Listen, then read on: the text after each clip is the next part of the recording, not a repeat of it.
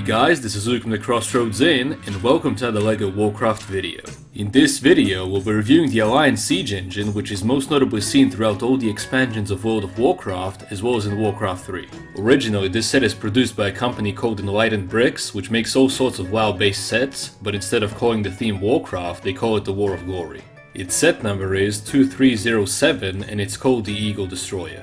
Nonetheless, it's obviously taken from the World of Warcraft, so it qualifies as the Alliance Siege engine. Anyway, first off we'll be going over the minifigs and then we'll get to the set itself, so just sit back and enjoy another tale from the Crossroads. The first minifig up is the Paladin and Knight of the Silver Hand, Prince Arthas Menethil of Lordaeron, as I like to call him. Originally, he came with a completely different face which had yellow skin color, but due to the immense similarities between this warrior and Arthas Menethil, I updated him into being the Prince of Lordaeron with my own head and hand pieces. The minifigure's design was obviously based on Arthas as far as I can tell, especially due to the shoulder armor, the hairpiece, and especially the hammer that greatly resembles Light's Vengeance, which Arthas wielded as a paladin. I love all the torso and leg prints as they are basically Alliance themed colors, although the only small problem is the eagle symbol on his chest, which isn't really accurate as it should either be an Alliance lion or the letter L that stands for Lordaeron. Nonetheless, some soldiers of Lordaeron, like for example the ones from South Shore in the Hillsbrad foothills, had a blue eagle tabard, which in a way makes this eagle print kinda legit. All in all, I really love this minifigure, especially since I turned him into Arthas. Next minifigure up is a Dwarf Gunman, which I also updated with my own pieces in order to give him actual skin color instead of the yellow one. This is what he originally used to look like, and as you can see he didn't come with a rifle, which I also added myself in order to upgrade him. This Dwarf Gunman was obviously inspired from the Dwarf Rifleman in the Warcraft 3 game, which is what I made him to be in the end to some point. I also gave him sleeves instead of him being sleeveless in order for him to be more accurate to the Rifleman in Warcraft 3. It's very cool to have this guy in LEGO form due to the immense nostalgia I have for the game, although he's not completely accurate since he doesn't have a cape nor a blue hood. The last minifigure up is an Earth Elemental Colossus, also known as the Crystal Giant, who's most notably seen throughout the World of Warcraft expansion such as the Burning Crusade and the Cataclysm. Now this figure has quite a few pieces on him, and each of them are all custom molds. Sadly, it's just dark grey colored, although it would have been cool if it had some of its crystals in some translucent color just like it had in the game. The Crystal Giant comes with a big mace, although I just took it off as these guys basically never had any weapons on them. In a way, this figure was unnecessary to the set, but it's cool to have an elemental nonetheless. Almost any other elemental creature would have been more accurate to Warcraft in this set, but I'm still very happy with what I got. Now let's move on to the Alliance Siege engine, or as Enlightened Bricks likes to call it, the Eagle Destroyer.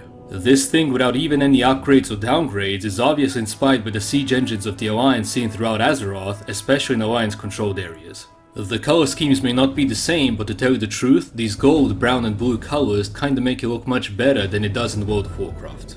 The major upgrade here that Enlightened Bricks gave it was the flag part with the torches and chains, although I much more prefer it without those things, except for the flag. Even though the flag part is not accurate to the real thing, it really looks empty without it here in LEGO form, which is why I'm keeping it on. Also, the flag has a sticker on it of a blue and gold eagle, which I like to think of as being the eagle symbol from Lordaeron, specifically the area of South Shore. It's not completely accurate in design, but it's similar enough and I simply love it. The overall design of this thing is very well made with regular LEGO pieces, although the things that define it as an Alliance Siege engine are its colors, but most of all the custom-made eagle head, which simply looks amazing. On the Siege engine, there is an area where you can place a dwarf as a gunner, and in front of him there is a golden cannon which can be slightly moved up and down. The cannon can also shoot projectiles, as you can see, which is quite a nice feature.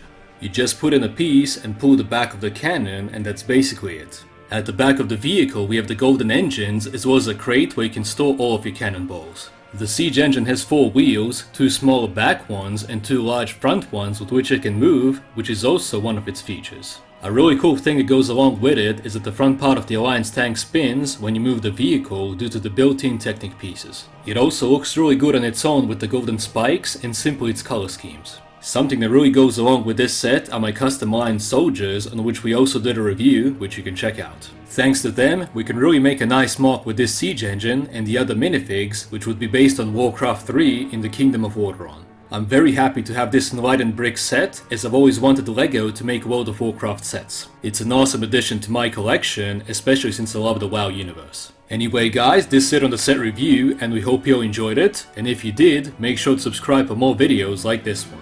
If you wanna check out more of our LEGO videos, we have a whole lot of them on our main channel, the Scoundrels Cantina. So anyway, remember guys, no matter how lost you are, the Innkeeper will always show you the path, and may the light be with you.